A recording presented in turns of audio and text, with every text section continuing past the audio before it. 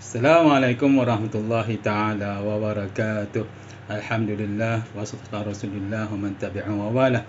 Alhamdulillah, kita terus kemandang di live Facebook Al-Imam.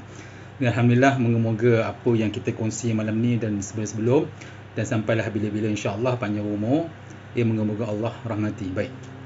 Tuan-tuan dan puan-puan, kita ramai kalangan kita ni, saya rasa pengikut peserta Al-Imam ataupun yang bersama dengan Al-Imam, kebanyakannya umur yang 30 ke atas, 30, 40, 50. Itulah purata kebiasaannya yang bersama dengan Al-Imam.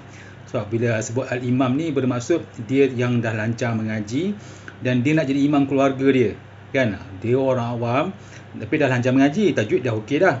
Cuma nak perbaiki ataupun nak percantikkan lagi cara-cara jadi imam sebagai imam keluarga dan juga imam saudara mara, kan? Bila kita menjadi tuan rumah, saudara mara datang, kita sunatnya kita yang jadi imam. Baik.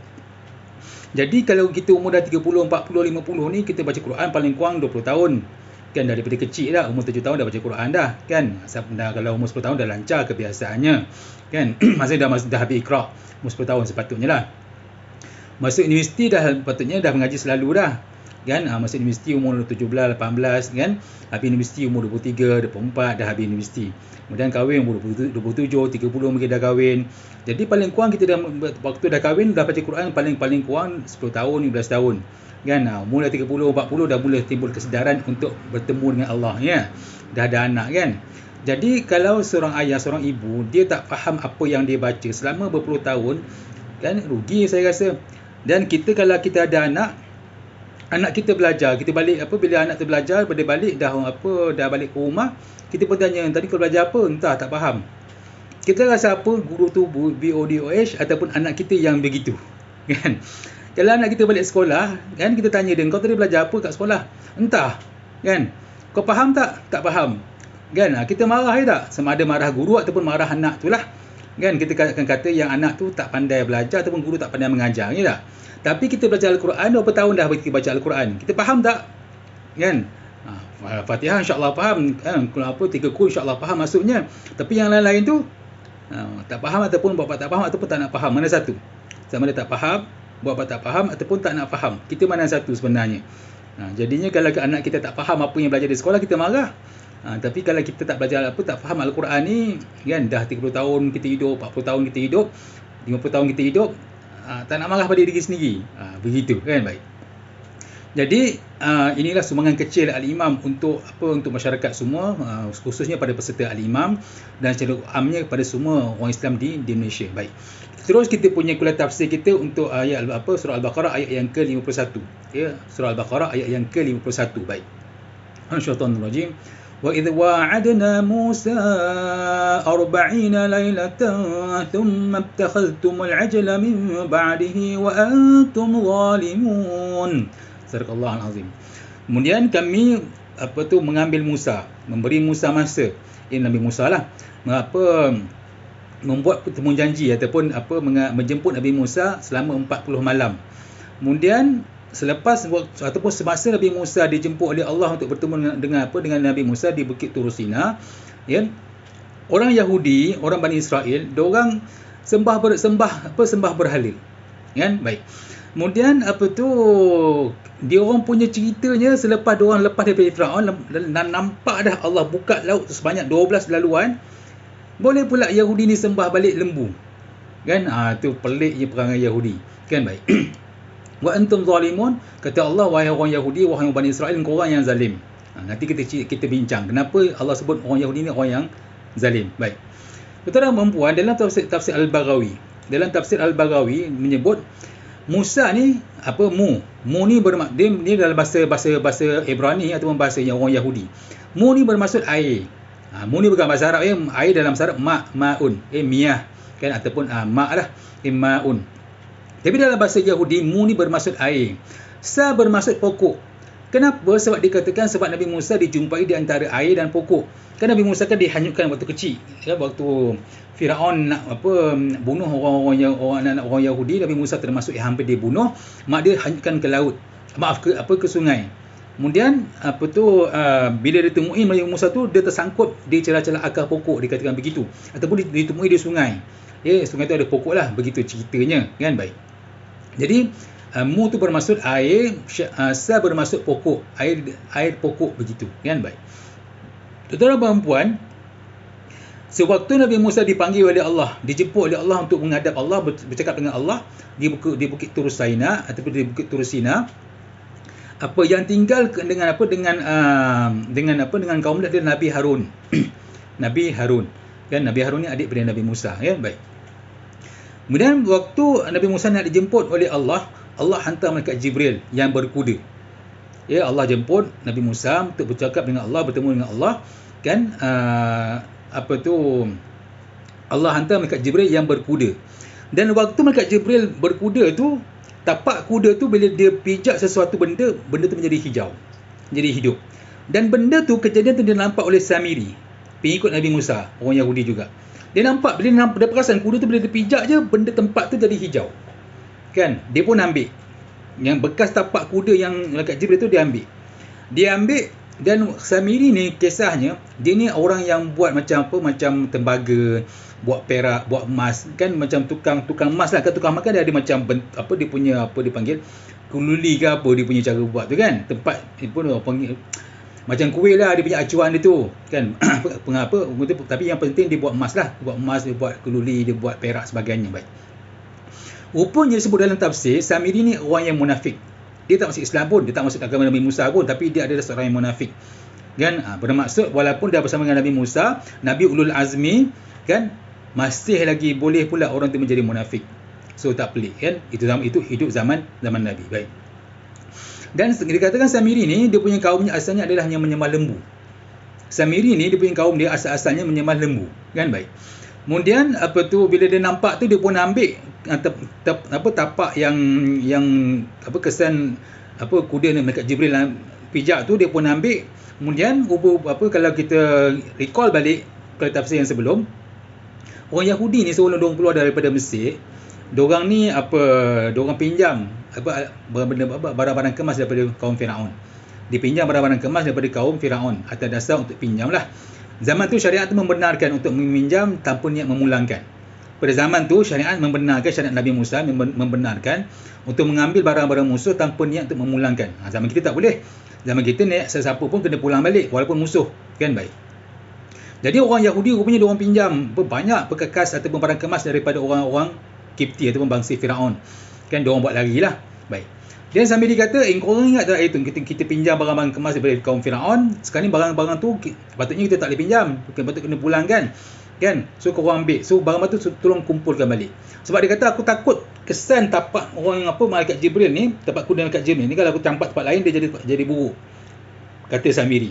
Jadi dia kata, semua barang-barang kemas yang dikumpul oleh korang, orang Yahudi ni, kena kumpul setempat. Aku nak letakkan kesan tapak kaki kuda tu ke atas barang-barang kemas yang korang pinjam daripada Firaun. Jadi kumpul lah barang-barang kemas tu, kumpul. Kemudian Samiri pun letaklah kesan tapak kaki kuda malaikat Jibril ke atas barang-barang kemas tu, dan benda tu membentuk menjadi seekor lembu ataupun anak lembu. Menjadi seekor anak lembu. Dan bukan sekadar tu, dia keluarkan suara pula.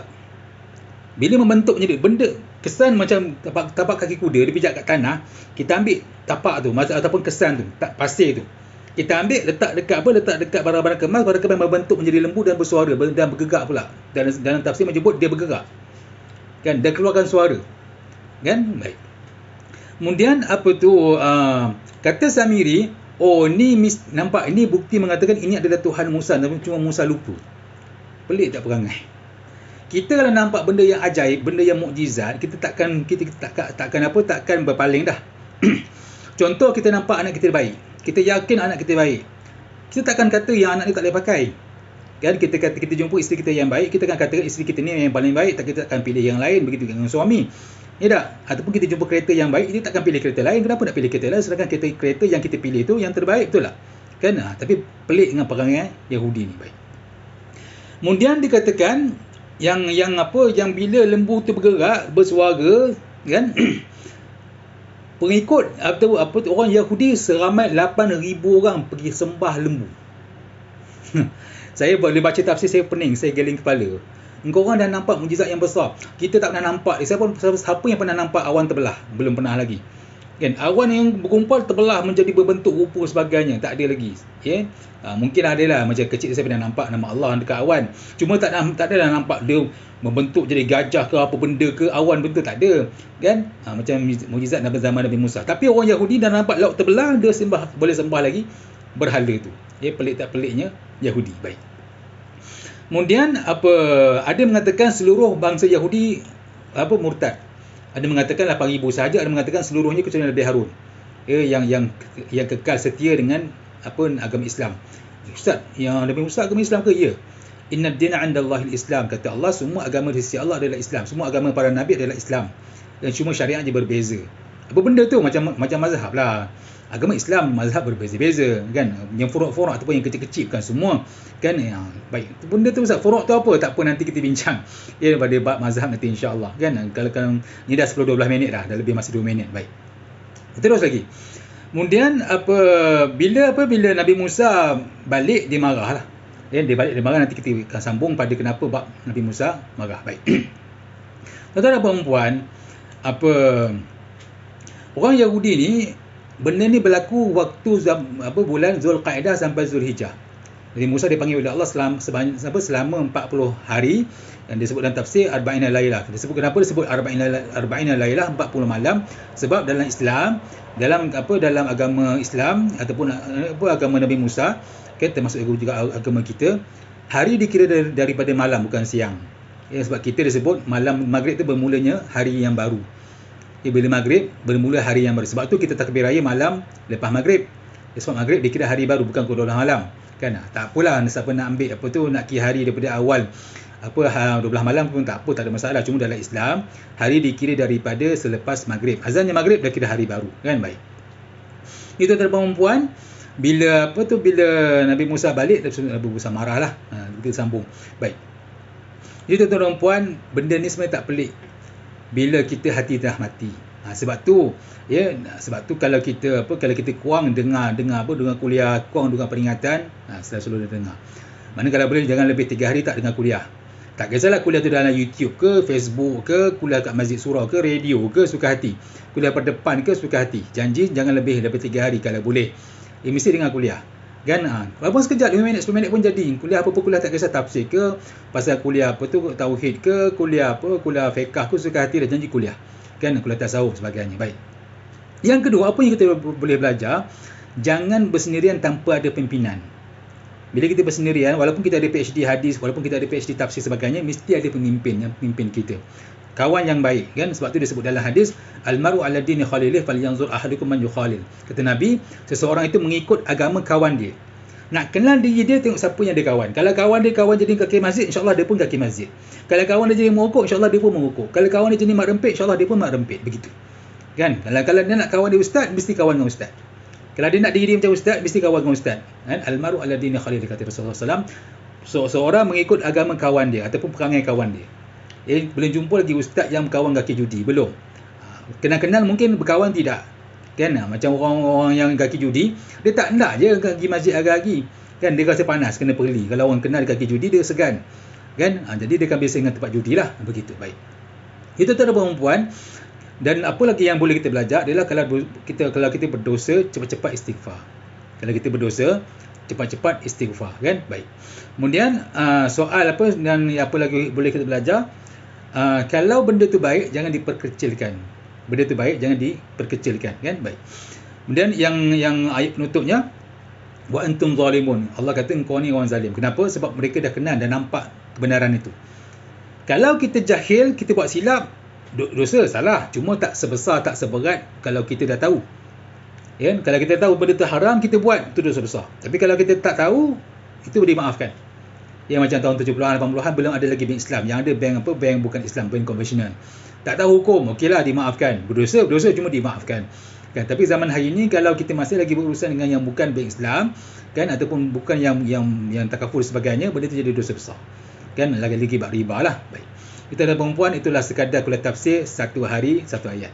Ya, kenapa al-iman ni bukan sekadar kelas mengaji, kita ajar orang awam menjadi imam, kita ajar orang awam faham tajwid dari A sampai Z, kita ajar juga tafsir yang secara percuma ni.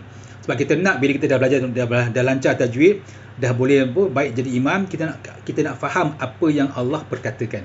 Sebab tu kita buat kelas setiap malam ni pukul 10 malam dalam 10 minit 19 minit untuk faham apa yang Allah perkatakan secara percuma, dan satu hari satu ayat je, kan? Baik. Jadi setelah penutupnya kita pergi kepada ayat yang tadi, kan, surah Al-Baqarah ayat yang ke-51. Moga-moga apa yang kita baca ni adalah, kalau baca yang terakhir ni, inilah kita punya bekalan di mahsyar nanti. Auzubillahi wa idh wa'adna Musa 40 lailatan thumma ittakhadhtumul ajla min ba'dihi wa antum zalimun. Sadaqallahul azim. InsyaAllah kita jumpa lagi pada malam esok. Kalau boleh kita hafal. Satu hari satu ayat je boleh kita hafal. Macam mana nak hafal satu ayat? Senang. Ni lepas saya belajar, saya mengajar ni, tuan-tuan cuba buka, lancarkan. Pagi esok subuh cuba baca lagi. Lancarkan lagi. Zuhur baca dah dalam solat. Ulang ayat sama. Lepas Fatihah baca ayat yang sama. Idh wa'adna Musa 40 lailatan thumma ittakhadhtumul ajla min ba'dihi wa antum zalimun. Ulang lagi. Asar ulang lagi. Maghrib ulang lagi. InsyaAllah Isyak dah boleh hafal.